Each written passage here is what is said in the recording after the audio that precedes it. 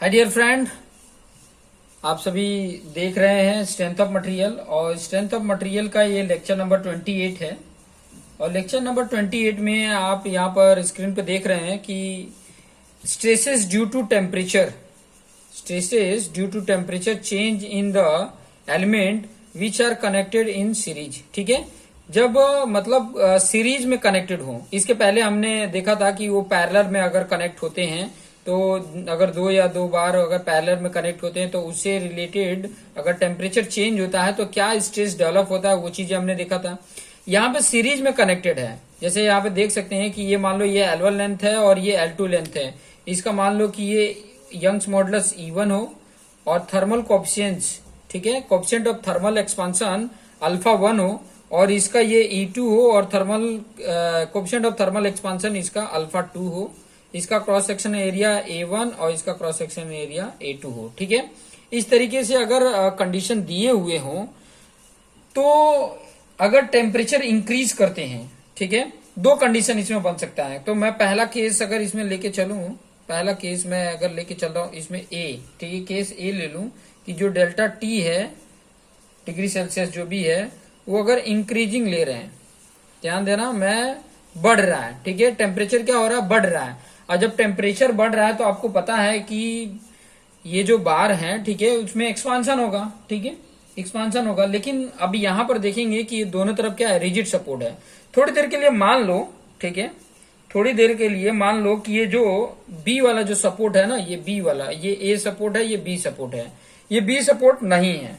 ठीक है, थोड़ी देर के लिए मान लो कि ये बी सपोर्ट नहीं है। तो अगर बी सपोर्ट नहीं है, क्योंकि देखो अगर ये नोट्स को रेफर करता है कोई तो उतना समझ में नहीं आएगा अगर ये वीडियो उसके पास ना हो। ठीक है, क्योंकि नोट्स तभी बेटर तरीके से समझ में आएगा जब ये वीडियो भी उसके पास होगा। तो मैं यहाँ पे जो पॉइंट बता रहा हूं, जैसे कि ये ए की तरफ तो रिजिड सपोर्ट है, ठीक है, यहाँ पर आप देख सकते हैं कि ये आपका L1 लेंथ का था, जो एक्सपांशन होने के कारण इतना एक्सपांशन इसमें आ गया, देख सकते हैं इसमें ये इतना एक्सपांशन आ गया। और जो दूसरा था ये L2 वाला, इसके अंदर भी एक्सपांशन इतना आ गया। ठीक है, इतने अंदर ये L2 है, तो ये दोनों के अंदर इतना एक्सपांशन आ जाता है। इसके कारण जो आ रहा है alpha L alpha 1 delta T, इसके कारण जो आता है वो L2 अल्फा 2 डेल्टा T। ठीक है, इस तरीके से इसमें एक्सपांड कर जाएगा। समझ में आ रहा है? तो अगर मुझे सिर्फ चेंज इन लेंथ अगर फाइंड आउट करना है कि इस लेंथ में कितना चेंज हुआ है, ठीक है, या टोटल लेंथ अगर मुझे यहां पर फाइंड आउट करना है, यहां पर अगर मैं बात करूं, देखो मैंने कंडीशन पहले ही बोला है, कंडीशन यहां पर लिख सकता हूं, कंडीशन सपोज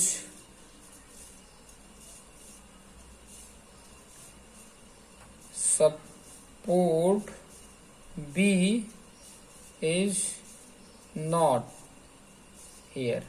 अगर सपोर्ट बी यहां पर नहीं है, ठीक है, सपोर्ट बी नहीं है, तब ये कंडीशन होगा।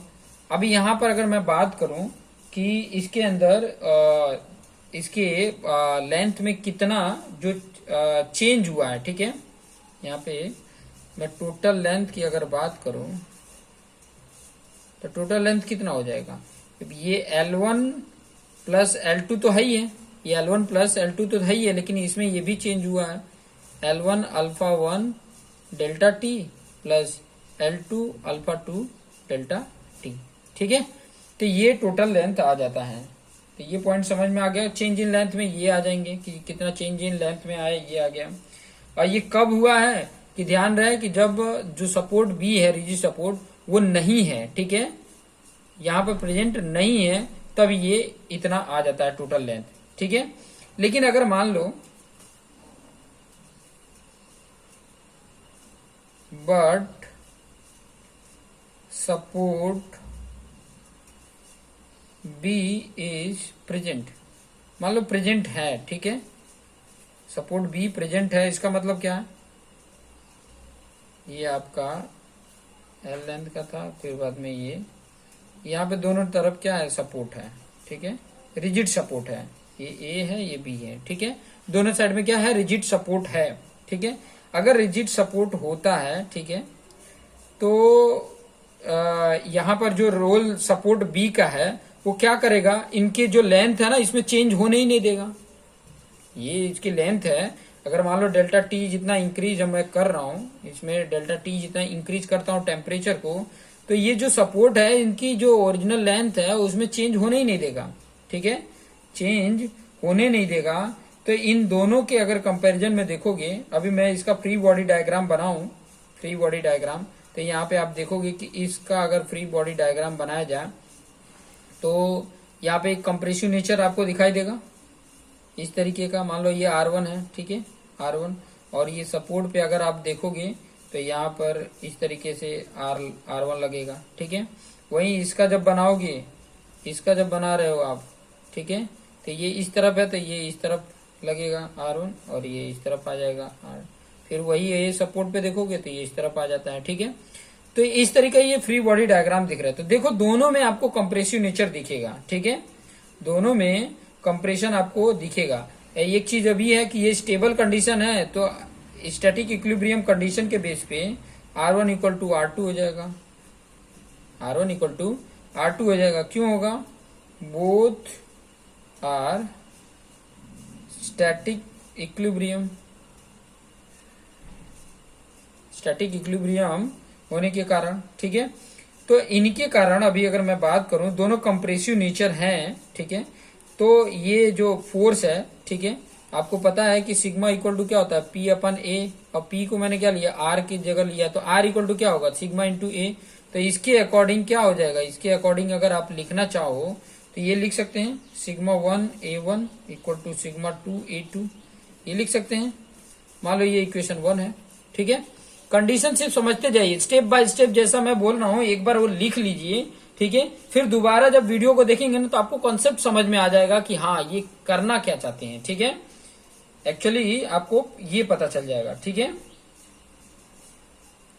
तो यहां पर होता क्या है, एक चीज मैं आपको बता देता हूं कि ये लेंथ जो रिजिड सपोर्ट है, ये लेंथ तो कम होने नहीं देगा। ठीक है, ये लेंथ कम होने नहीं देगा, तो मतलब दोनों के अंदर कंप्रेसिव नेचर तो आता है, लेकिन कैसे आता है वो चीजें मैं बता दूं कि जो जैसे कि R1, जैसे मान लो R1 का काम क्या है, अगर R1 की बात करें, ठीक है, ये R2 की बात करें, R1 और R2 की बात करें, तो R1 का काम क्या है कि जो इसके अंदर चेंज आने वाला था, ठीक है, इसके अंदर जो चेंज आने वाला था उसको खत्म कर देगा। ठीक है, और इसके अंदर जो चेंज आने वाला है वो R2 खत्म कर देता है।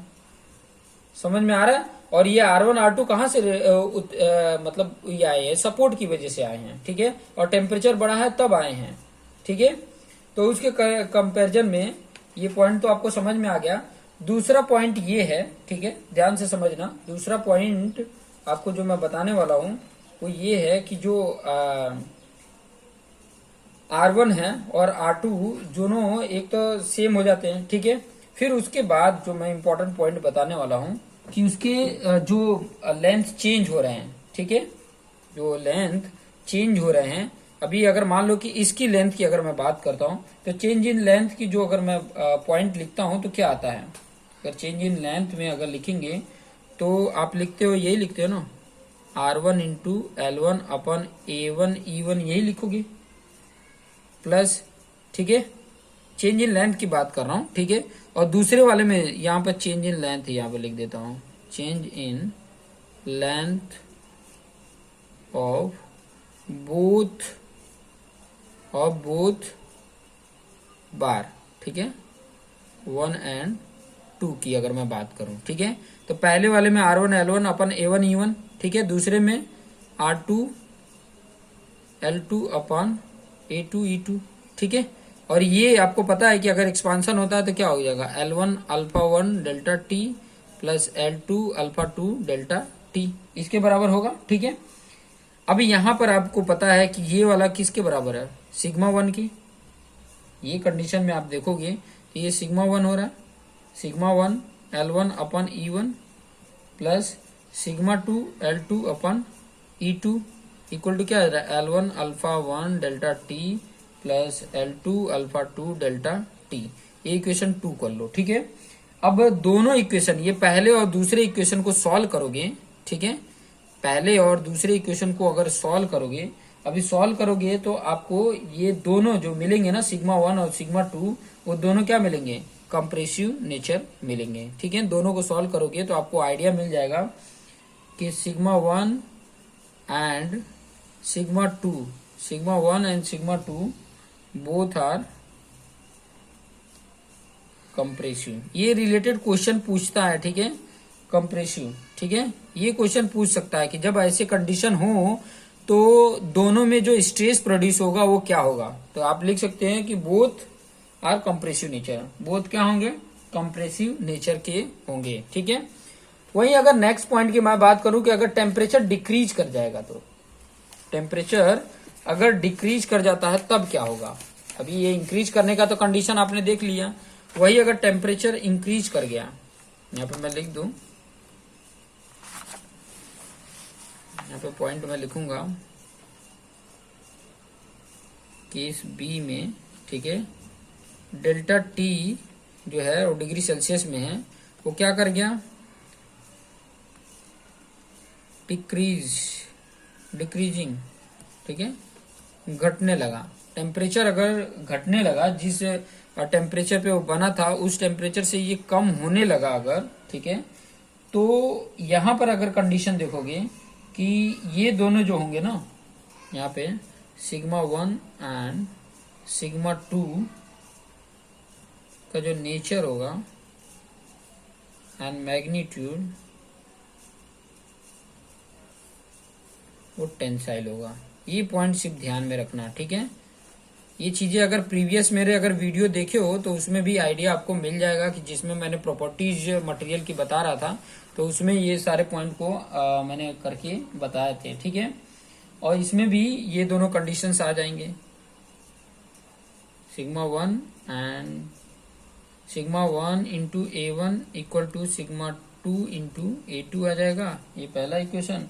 और दूसरा sigma 1 L1 upon E1 plus sigma 2 L2 upon E2 equal to L1 alpha 1 delta T plus L2 alpha 2 delta T, ये दूसरा इक्वेशन आ जाएगा।